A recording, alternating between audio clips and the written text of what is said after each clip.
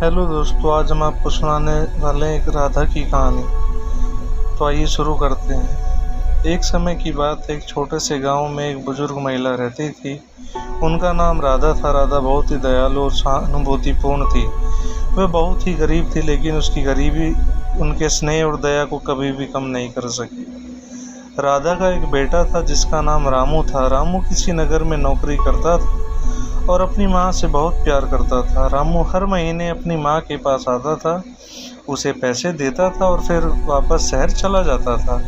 लेकिन एक महीने रामू नहीं आया, फिर दूसरे महीने भी वह नहीं आया। राधा को बहुत चिंता हुई।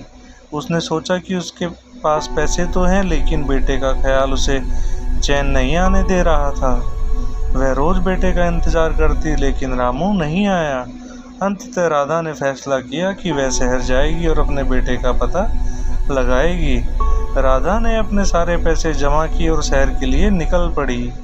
शहर में पहुंचकर उसने अपने बेटे को ढूंढना शुरू किया। दिनों दिन बीत गए, लेकिन वह अपने बेटे का पता नहीं लगा सकी। उसके पास पैसे भी खत्म हो गए थे। लेकिन राधा की चिंता बढ़ गई, लेकिन उसने हार नहीं मानी। एक दिन वह एक दुकान के सामने बैठी थी और रो रही थी। दुकानदार ने उसे देखा और उसके दुख का कारण पूछा। राधा ने अपनी कहानी सुनाई। दुकानदार ने उसे अपने बेटे के बारे में बताया। रामू ने एक हादसे में अपनी जान गंवाई थी। राधा यह सुनकर तौड़ गई। उसके पैरों के नीचे की जमीन खिसक गई। उसने अपने बेटे के नाम की मिट्टी अपने हाथों से चूमी। उनकी न आंखों में आंसू थे, लेकिन उसके मन में एक आशा थी। उसने अपने बेटे को खोने का दुख को स्वीकार किया और गांव लौटने का फैसला किया।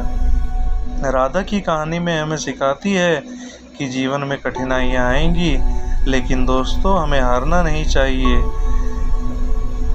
उसकी कहानी हमें दया, सहानुभूति और प्यार की शक्ति के बारे में याद दिलाती है। तो दोस्तों, कहानी को सुनकर और पढ़कर बताना ज़रूर आपको कैसी लगी, और इसी के साथ हमारे चैनल को लाइक और सब्सक्राइब करें।